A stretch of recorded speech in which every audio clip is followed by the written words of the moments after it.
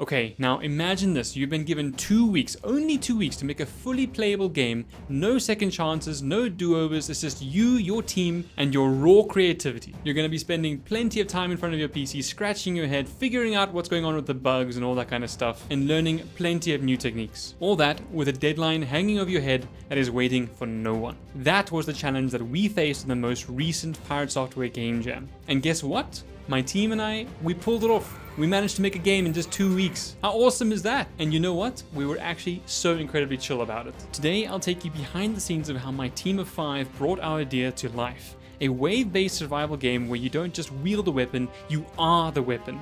The Game Jam theme was You Are the Weapon, so after a bit of brainstorming, we came up with this. From concept to coding, art, and design, we split up the tasks, did what we needed to do, and somehow managed to create something that will forever be in our portfolio in just 14 days. Was it easy? No. Did we almost break the game a few times? Maybe. But would I do it again? Absolutely. Without a doubt, I would 100% do this again. So stick around as I break down the experience, what went right, what went wrong, and why game jams are some of the most exciting ways to push your skills as a game dev. Before we could even make the game, we first had to figure out what the hell we were actually going to make. We spent some time in a Discord call doing a bit of brainstorming and eventually landed on the idea of having the player be a sentient flail kind of weapon. We planned out just what kind of gameplay we want as well, like how is even the character going to attack? Well, considering it's a floating weapon on a chain, we went with a basic spin attack that would hit all of the opponents within a small radius around the weapon. But how does the player progress through the game? We went ahead and decided on a wave-based survival with a sort of mini-boss every 5 waves and then a big boss on the 20th wave. If we had a bit more time, we would have done a nice infinite round sort of game mode as well, directly thinking of like COD Zombies, for example. We included a point system for in case we had enough time to do a purchasing system or something along those lines. We literally had a whole section that we would have gotten to if we had enough time. It was sort of like a section that we would put off to a wish list for in case we finished the game early and had enough time to implement those features. But unfortunately, spoiler alert, we didn't.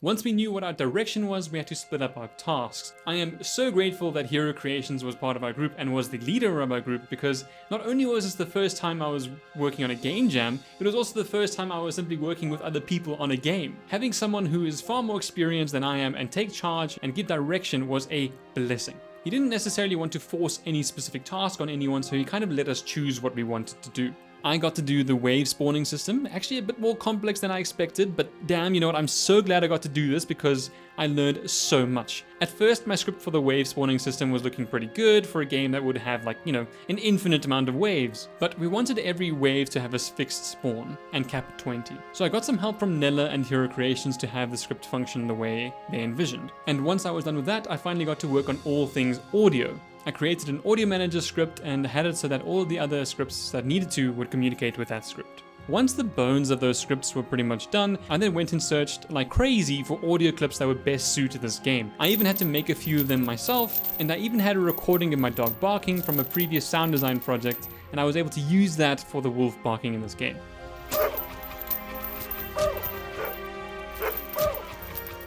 For the ambience, I just attached an audio source to a few empty game objects and put them into their respective zones in the game scene, so that when the player goes from zone to zone, they just get to hear that zone's ambient sound. I tried to have it so that when the player goes from the one zone to another, that there would be a seamless transition to the next sound. Most of the sounds I found were on freesound.org and itch.io. All of them were free to use, which is great. Of course, this isn't everything, this is just the majority of what I did though. Grandmaster 02 took it upon himself to create animations and character assets for both the player and all of the enemies, which in my opinion came out really nicely, especially if you consider the amount of time he had and that this was the first time he was doing this as well. He literally created them all from scratch, rigged them all in Blender, and animated their movements in such a short period of time. He really wanted this to be a good learning experience for him, and he says he definitely learned a lot from this experience. And according to Nella, if you participate in a game jam and you make a game but you don't learn anything new, you kind of failed the game jam experience. So for Grandmaster 02 and I, we definitely did not fail.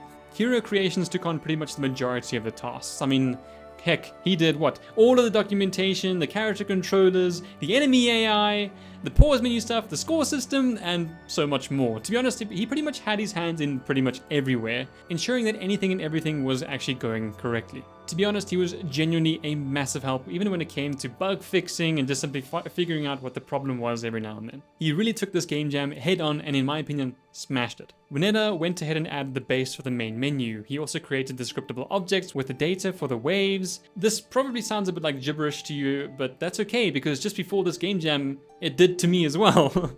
He also did the tutorial bit and did plenty of testing to make sure that the game was progressing nicely and gave valuable feedback that allowed us to make necessary changes. Then Lizard Ross went and placed all of the assets, making sure that the game looked awesome. To our pleasant surprise, he had access to a lot of Cinti assets on the Unity asset store. This, at least in my opinion, definitely added a lot to how great the environment looks. The whole layout was him. He also did the awesome main menu animation of the knight summoning the sentient weapon. I thought this was super cool. He also went and made sure that the itch page looked great. Which reminds me, guys, if you would like to play the game, please go and look in the description below. There's a link directly to the itch.io page of this game. You can play it for free. Please also let me know what you think of the game. And altogether, it made the game that it is now. Fortunately for us, there wasn't really much that went wrong. There was a couple of things every now and then, that, like a few little bugs that might be a little bit weird. For example, when the player would like bump into the enemy, the enemy would just like suddenly just start sliding away. Which is pretty weird, but it would also take forever before that enemy would start trying to come back at you. Simply changing that enemy to kinematic saved it. Another thing that was going wrong was whenever the enemy would die, their death animation would trigger continuously, instead of it just running its course. A simple fix of just changing it to an on trigger instead of a bool fixed that issue as well. There was one moment though that was pretty damn scary. Honestly, I was like, oh crap inside. I was like, oh no. So let me explain. Most of the members in the group, including myself, we weren't really very experienced when it comes to version control. Now, even myself, like I had only used version control for myself in one of my own projects. I hadn't used version control with other people before. So basically what happened was one of us went and made a commit and pushed it to the main, but without doing a pull first. So this overwrit a whole bunch of changes, including one of the scripts that I was already working on. I had plenty done, and then suddenly I opened up the script and I was like, where'd all my work go? Fortunately though, Hero Creations is plenty experienced when it comes to version control, and so he was able to revert the changes and we were just simply able to continue from there. Other than that though, nothing seems to be coming to mind when it comes to something going particularly wrong.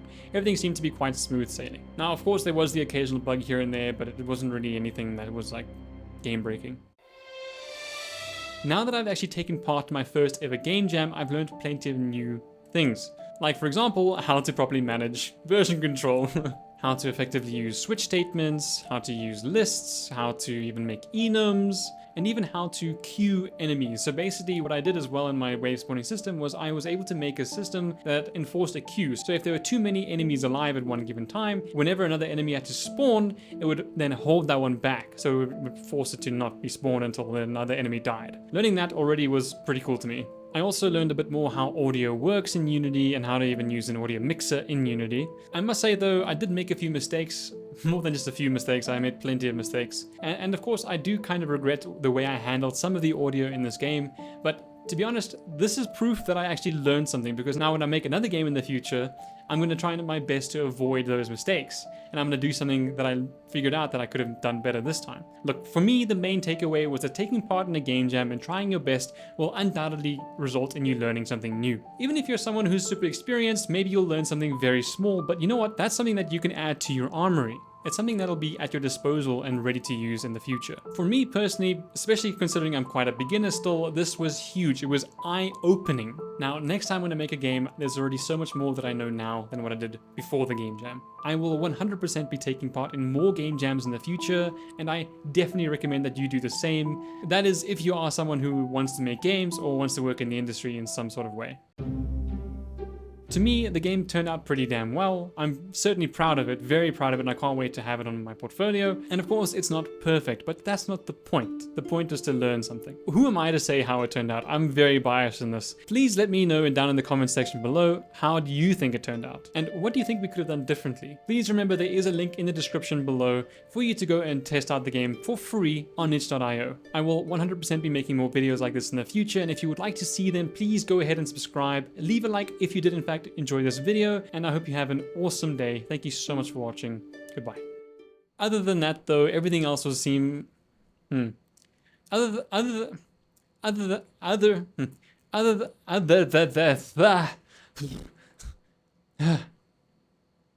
Other than that, though, nothing else seems to be coming to. Even if you're someone who's super experienced, maybe you'll learn something very small. But you know what? That's something that you can add to your